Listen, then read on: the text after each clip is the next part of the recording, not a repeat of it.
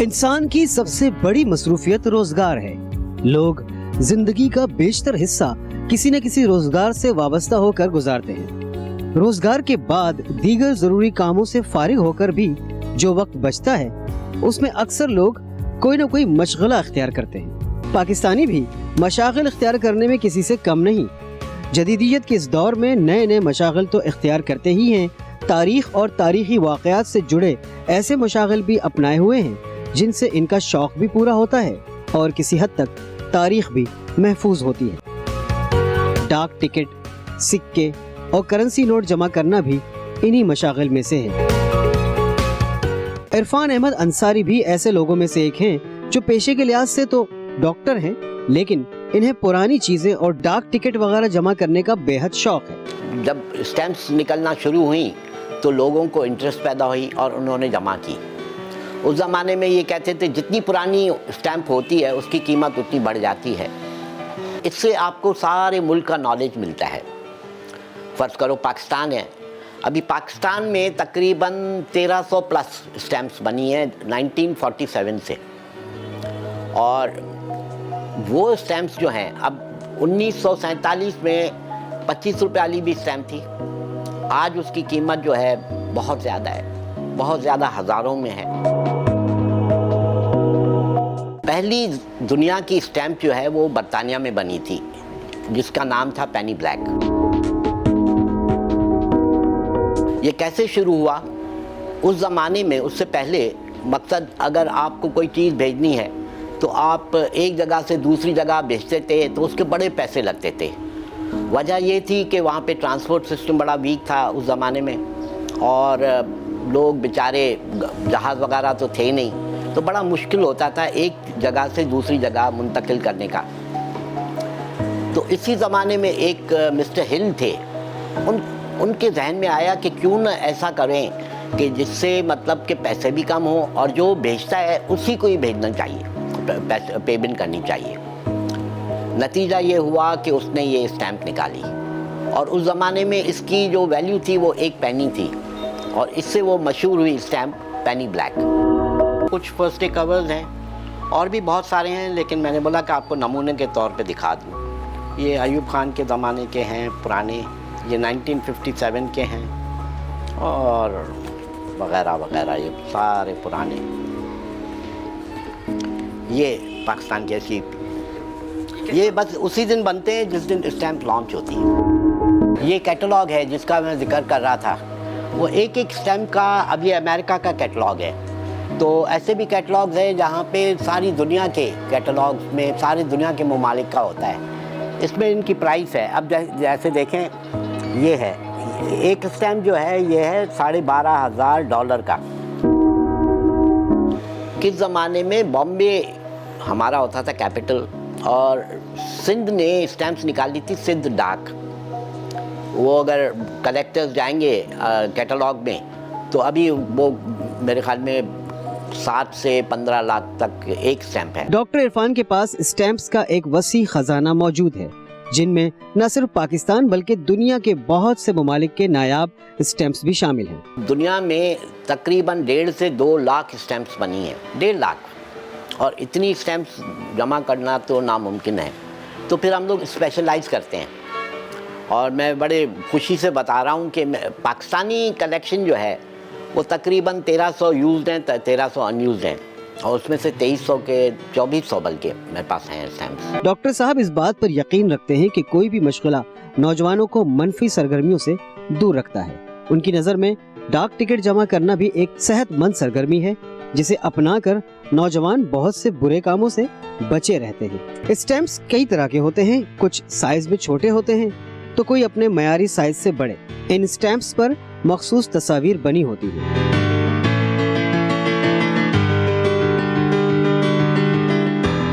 Stamps जमा करने का शौक रखने वाले अपने अपने मिजाज के मुताबिक इन स्टैम्प्स को जमा करते हैं। कोई जानवरों की तस्वीर वाले टिकट रखता है तो कोई मशहूर शख्सियात की तस्वीर वाले, और कोई तो खास मौके पर जारी होने वाले डाक टिकट्स इकट्ठा करने को अपना मशगला बनाए हुए है।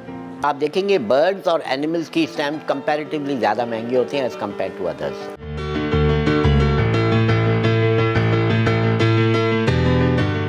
यह है नफीस अहदम अंसारी। इन साहब के पास स्टैम्प्स के अलावा तारीखी सिक्कों और करेंसी नोटों का भी वसी ज़ख़ीरा मौजूद है। इनका ये ज़ख़ीरा इस कदर हो गया है कि इनका ये शौक़ मशगले से बढ़कर अब कारोबार बन गया है। बाय प्रोफेशन तो मैं कंप्यूटर हार्डवेयर से ताल्लुक़ था मेरा, लेकिन ये क्योंकि शौक़ तो बचपन से था स्कूल के ज़माने से, लेकिन मैच्योरिटी आई इसमें तकरीबन फर्स्ट ईयर सेकंड ईयर के बाद। बहुत सारे इवेंट्स में भी हमारे स्टैम्प निकले हुए हैं, जैसे चैंपियन ट्रॉफी हॉकी के ऊपर निकाला था ये 1982 में, तो ये 2 स्टैम्प्स का सेट निकाला था। इस पे चैंपियन ट्रॉफी भी डिपिक्ट है और जितनी कंट्रीज़ ने हिस्सा लिया था उनके फ्लैग भी इस पे दिखाए जा रहे हैं। इसी तरह जो है जानशेर खान के ने जो टाइटल जीते थे उसके ऊपर भी एक स्टैम्प निकाली थी जानशेर खान के ऊपर, और इसके बाद जो है वर्ल्ड कप के ऊपर भी निकाली थी। सारी थी मुख्तलिफ टॉपिक्स पे जो है हर कंट्री तकरीबन निकालती है। पाकिस्तान ने बहुत खूबसूरत शीट्स निकाली थी हमारे फाइटर्स प्लेन्स के ऊपर 1987 में।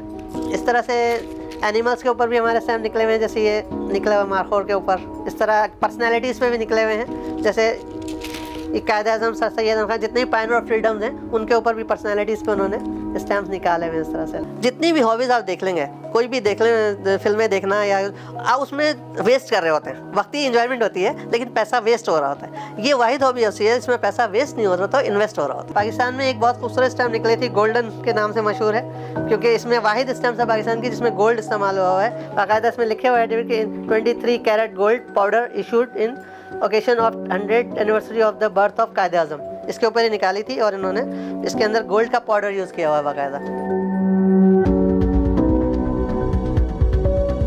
करेंसी नोटों, सिक्कों और डाक टिकट्स को महफूज करने के लिए इन्हें मखसूस किस्म के एल्बम्स और फ्रेम्स में रखा जाता है ताकि ये तारीखी चीज़ें वक्त की धुंध में गुम ना हो जाएं। स्टैम्प की पोजीशन ये, एक तो आप उसको हैंडल सही करें कि ऐसा नहीं हाथों से हैंडल करें तो उसमें पसीना मॉइस्चर आएगा तो उस पर डेफिनेट पीछे स्टेंड आएगा ब्राउन कलर का, वो आपका मॉइस्चर रह जाएगा, कुछ अर्से में ब्राउन हो जाएगा पीछे, तो उसकी वैल्यू आधी हो जाएगी। इसी तरह आप ट्यूज़र यूज़ करें।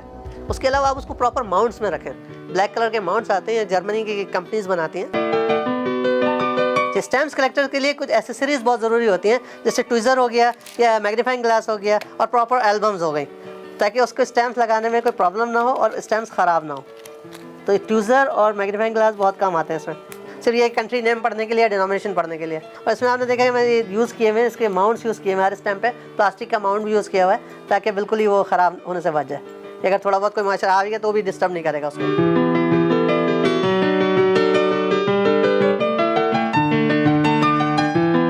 स्टैम्प्स, कॉइन और बैंक नोट्स, इन सब में जो इस वक्त डिफ़िकल्ट है वो बैंक नोट्स है, कि बैंक नोट्स को हैंडल करना मुश्किल है। पेपर है, पेपर जो है मौसम के हिसाब से ऐसा ऐसा क्लाइमेट के ख़राब होता चला जाता है, उस पर असरात आते हैं क्लाइमेट के।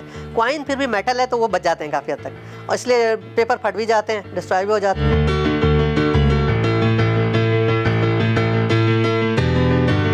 नफीस साहब के पास मुगलिया दौर के बेशुमार सिक्के भी मौजूद हैं। ये मुगल कॉइन्स की बहुत अच्छी कलेक्शन है और बहुत कम अवेलेबल होती है। इसमें मेरे पास जो है जहांगीर बादशाह के कॉइन है और इसमें मिंट भी पड़ी जाएगी आपको बाकायदा। ये कश्मीर मिंट है, इसी तरह जहांगीर की जो है ठट्टा मिंट है, इसके बाद जो है जहांगीर की ये लाहौर मिंट है। मुगल कॉइन में जो है अकबर हो गए, जहांगीर हो गए, इनके कॉइन्स अच्छे एक्टर और वो बड़े रीडेबल होते हैं। आप भी उसको देखेंगे तो थोड़ी सी कोशिश आपको पढ़ने में आ जाएगा कि जहांगीर का कॉइन है। फिर ये कि आपको उसकी मिंट पता चल जाएगी कि ये मुल्तान मिंट है या ये कहते हैं लाहौर मिंट है, तो वो लिखाई उसकी बड़ी कैलीग्राफी बहुत खूबसूरत होती है। और अकबर के गोल्ड कॉइन्स हैं और कुछ इसके बाद अकबर के चौकोर कॉइन्स भी। अकबर के 2 तरह के कॉइन्स आते थे, चौकोर भी आते थे और गोल्ड, लेकिन दोनों ये डिनोमिनेशन एक ही होती थी, 1 रुपये की। इसके बाद ये अकबर की अठन्नी लगी हुई है, छोटी होती थी, वेट में कम होती है। ये 11.6 ग्राम के होते हैं जो रुपीज़ होते हैं। अठन्नी जो होती है तकरीबन 6.5, 7, 8 ग्राम की होती है, तो वो कम वेट की होती है। लेकिन एक बात बता दूं कि अठन्नियाँ कम अवेलेबल होती हैं, इसलिए ये मिलती भी कम है और एक्सपेंसिव भी होती है रुपए के मुकाबले में। देखिए बेस तो मेरा स्टैम्प ही था, मैंने स्टार्ट स्टैम्प से ही किया था, स्टैम्प कलेक्टिंग से, फिर कॉइन में आया, फिर बैंक नोट्स में आया। लेकिन और ये मेरे पास सारी चीज़ें तकरीबन पाकिस्तान तो कंप्लीट है और वर्ल्ड के भी काफ़ी कलेक्शंस हैं। लेकिन मेरा मेन जो शौक़ है इस वक्त वो पाकिस्तान के करेंसी नोट्स पे है कि मैं उसमें स्पेशलाइज़ कर रहा हूँ, उसमें मैं स्पेसिमेन भी ढूंढ रहा हूँ, उसमें रिप्लेसमेंट्स भी ढूंढ रहा हूँ, उसमें एरर वैराइटीज़ भी ढूंढ रहा हूँ, इस तरह की। इन साहब के पास बहुत से ममालिक के करेंसी नोट मौजूद हैं जो एक मुद्दत पहले बंद हो चुके हैं। करेंसी नोट्स के कलेक्शन भी वही है कि शुरू में ओवर प्रिंट पाकिस्तान, इंडिया के नोट पे पाकिस्तान ओवर प्रिंट किया गया 1947 में। उसके बाद हमारा पहला नोट जो निकला वो ग्रीन, विक्टर कर्नल ग्रीन और विक्टर कर्नल ब्लू, ये 2 नोट उसके बाद हमारे पास है। और ये मैंने स्पेशलाइज़ करना चाहा इसको कि सिंगल डिजिट, डबल डिजिट और ट्रिपल डिजिट, 3 नोट लगे हुए एक की जगह के मुख्तलिफ डिजिट के हिसाब से। इसके बाद ये सिंगल डिजिट विक्टर ब्लू उसके बाद फिर अब्दुल कादिर आ गए, फिर अब्दुल कादिर ब्लू आ गए, फिर गुलाम इस्हाक खान। अब ये नोट हल्की कंडीशन में इसलिए कि बहुत रेयर नोट है, ये सिंगल अल्फ़ाबेट में मिलना बहुत ही नायाब है। बहुत खूबसूरत नोट था हमारा, 2 रुपये जाहिद हुसैन के सिग्नेचर थे, और ये भी स्टेट बैंक के गवर्नर रह चुके हैं जाहिद हुसैन। एक ये बहुत रेयर नोट है पहला वाला कि इसमें अल्फ़ाबेट नहीं है, ये विदाउट अल्फ़ाबेट कहलाता है, विदाउट प्रीफिक्स। ये बहुत नायाब नोट है, कम लोगों के कलेक्शन में दिखता है नोट। इन पे अल्लामा इकबाल का टॉम डिपिक्ट किया हुआ है 1 रुपये वाले नोटों पर। पहले 10 रियाल का था, उसके बाद ये पहला नोट है इनका 1 रियाल का और 10 रियाल का। और इसमें ये खुसूसियत की इसमें भी 4 ज़बानों में इन्होंने लिखा था, जैसे हमारे एक नोट में लिखा, इसमें भी इसमें 4 ज़बानों में लिखा हुआ है। नफीस साहब इन सब चीज़ों को अपना ख़जाना करार देते हैं और हर साल मुख्तलिफ ममालिक में इस खजाने की नुमाइश भी करते हैं। बाहर मैं गया था थाईलैंड एग्जीबिशन में, हांगकांग में गया था। हांगकांग में सिर्फ एक ही बिल्डिंग में 50 दुकानें थी इसकी, stamps, coins, bank notes, telephone cards. इनके पास कुछ सोने चांदी के ऐसे नायाब सिक्के मौजूद हैं जो शायद किसी और शौकीन के पास मौजूद ना हो। कॉइन्स में भी यही है कि कॉइन्स मेरे पास 1947 से अब तक कंप्लीट है। इसके अलावा मेरा कॉइन में सिल्वर का सेट भी कंप्लीट है, गोल्ड का भी कंप्लीट है। पाकिस्तान में गोल्ड भी निकले थे और सिल्वर भी निकले थे कॉइन में, ये बहुत कम लोगों को पता है गोल्ड और सिल्वर का। जैसे स्टैम्प्स में तो हमारे सिर्फ एक स्टैम्प गोल्ड की बनी थी, लेकिन सिक्कों में अल्लाह का शुक्र है कुछ थोड़े से हम आगे बढ़े और चांदी के तकरीबन 5 कॉइन्स बनाए और सोने के 4 कॉइन्स बनाए। तो चांदी के 4 जो है वो 100 रुपये वाले थे और एक 150 रुपये वाला था मगरमच्छ का कॉइन, और सोने में जो है 2 कॉइन 500 रुपये वाले थे, एक 1000 वाली डिनोमिनेशन का था और एक 3000 वाली। ये 5 कॉइन्स जो है चांदी के हैं, जिसमें ये 150 वाला एक कॉइन था मगरमच्छ थीम पे, यानी वाइल्ड लाइफ थीम पे था ये। इसके अलावा जो है ये मॉन्यूमेंट्स पे था हमारा समिट मीनार लाहौर, इसके अलावा लामा इकबाल और कायद आज़म, और दूसरा ये हमारा जो वाइल्ड लाइफ पे था ट्रोगोपॉन के ऊपर था। ये 5 कॉइन्स इशू हुए थे, 400 वाले, एक 150 वाला। और गोल्ड के जो इशू हुए थे उसमें भी जो है एक हमारा वाइल्ड लाइफ थीम पे था, सबसे महंगा जो कॉइन था 3000 डिनोमिनेशन का, वो वाइल्ड लाइफ थीम पे था, और बाकी 2 कायद आज़म और लामा इकबाल और एक मॉन्यूमेंट्स पे समिट मीनार। कॉइन्स का मसला ये कि कॉइन्स और बैंक नोट थोड़ा सा दोनों को रिलेट करूँगा कि ये दोनों चीज़ें ऐसी हैं कि आम आदमी को भी अट्रैक्ट करती हैं, क्योंकि पैसा है वो यूज़ हुआ है, यूज़ करा है किसी ने, तो उसमें ये होता है कि यार ये मैंने बचपन में चलाया था, ये रुपया जो ये करेंसी मैंने बचपन में चलाई थी या मैंने वालिद साहब के देखी थी, तो उससे एक अट्रैक्शन होती है।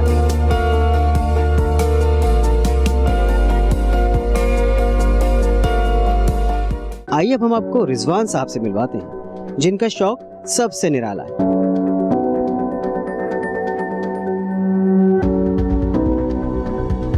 रिजवान साहब का शौक है अंग्रेज दौर में कराची से भेजे गए खतूत के लिफाफे जमा करना। 25 साल से स्टैम्प वगैरह कलेक्ट कर रहा हूँ, और मैंने एक किताब भी लिखी है जिसका नाम पोस्टमार्क ऑफ पाकिस्तान के नाम से, जिसके अंदर टोटल स्लोगन्स और जितने भी स्पेशल कैंसिलेशन और पोस्टमार्क निकले हैं वो हमने पब्लिश किए हैं, उसको लिस्टिंग किया। उसमें यह है कि कराची के जो फर्स्ट कैंसिलेशन थी जो अभी तक नॉन है, जिसकी स्पेलिंग जो थी डिफरेंट थी, KRATCH के नाम थी। फिर इसके बाद एक दूसरी कैंसिलेशन जो यूज़ हुई जिसमें भी कराची का नाम कराची होता था। इसके बाद फाइनली जो अब जो नाम यूज़ हो रहा है कराची, उसकी स्पेलिंग के नाम से पोस्टमार्क हुई है। कराची की हिस्ट्री जो है काफ़ी पुरानी है, और यहाँ पे मेल सिस्टम जो है 1840 के अंदर इस्तेमाल शुरू हो गया, बिफोर फर्स्ट स्टैम्प्स। तो इसलिए मैंने कराची को फोकस किया था, और इनिशियली तो मेरे पास इतने पुराने कैंसिलेशन नहीं होते थे, लेकिन आहिस्ते आहिस्ते वक्त के साथ साथ मैंने इसको सर्च किया और ढूंढा और फिर ख़रीदा कुछ। इसी तरह से ये बनता गया, एग्जिबिट में रही।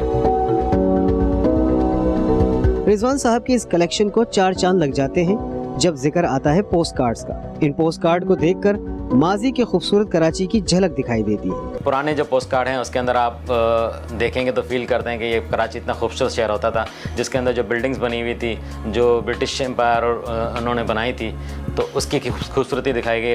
पहले का एम्प्रेस मार्केट देख लें आप, और अब वहाँ की जगह देख लें तो आपको डिफरेंट बहुत नज़र आएगा।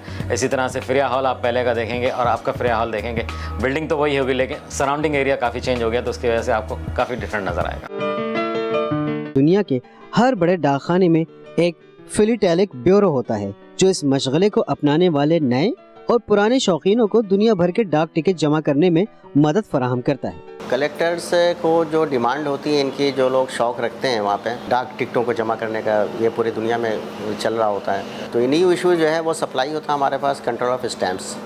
तो वहाँ पे सारी टिकटों का काम होता है, वो प्रिंटिंग होती है वहाँ पे। प्रिंटिंग होने के बाद जो डिमांड होती है, जो एग्जीबिशन वगैरह जो ऑर्गेनाइज़ करते हैं उनकी डिमांड होती है कि इतने आपने इतने तादाद में टिकट छापने हैं उसको, तो वो उसी हिसाब से एक ही दफ़ा जो है ना छपता है वो, और फिर उसके बाद वो सप्लाई हो जाता है फिलाटेलिक ब्यूरो को। कम्युनिटी स्टैम्प जो है ना वो स्पेशल ओकेजन पे ही प्रिंट होता है। 2016 में अब्दुल सत्तार एधी के नाम से भी एक डाक टिकट छपी थी। कराची के ग्रैंड पोस्ट ऑफिस में भी एक फिलाटेलिक ब्यूरो कायम है। फॉरेनर अकाउंट्स यहाँ पे हमारे पास खुले हुए हैं, उनके यहाँ पे मोर देन 100 हैं वो, और उनके अकाउंट में पैसे मौजूद होते हैं। जब नया इशू आता है तो उनकी डिमांड उस पर लिखी हुई होती है, पहले से उन्होंने मेंशन करी कि हमें ये चीज़ें भेजा करें, तो जब नया इशू आता है तो उनको वो सेंड कर देते हैं। नया इशू जो आता है हमारे पास, के अंदर स्टैम्प्स होते हैं, FDC होते हैं, लीफलेट होते हैं और सोवेनियर शीट भी होती है किसी किसी में। सर ये लीफलेट है, इसके अंदर सारी इसकी डिटेल लिखी हुई होती है, कितना इसमें स्टैम्प कितनी तादाद में हमारे प्रिंट हुए हैं, कितनी लीफलेट हुए हैं, उसकी कीमत लिखी हुई होती है। कैंसिलेशन हमारी सर ये होती है, हर इशू के साथ कैंसिलेशन भी होती है। कैंसिलेशन के लिए स्टैम्प्स हमें दी जाती है, जिससे हम उसको कैंसिल करते हैं, ये आप देख रहे हैं। डाक टिकट, करेंसी नोट और सिक्के जमा करना ऐसा मुनफरिद मशगला है जो तारीख से जुड़े रहने में मददगार साबित होता है। गो के ये एक महंगा शौक है, लेकिन ये मशगला हर शौकीन अपनी इस्तिताअत के मुताबिक अपनाता है। पाकिस्तान में भी ये शौक बहुत से लोगों में बदरजा अतम मौजूद है। ये मशगला साल साल से अख्तियार किया जाता रहा है और आगे भी इस मशगले के शौकीन इससे अपनी तस्कीन करते रहेंगे।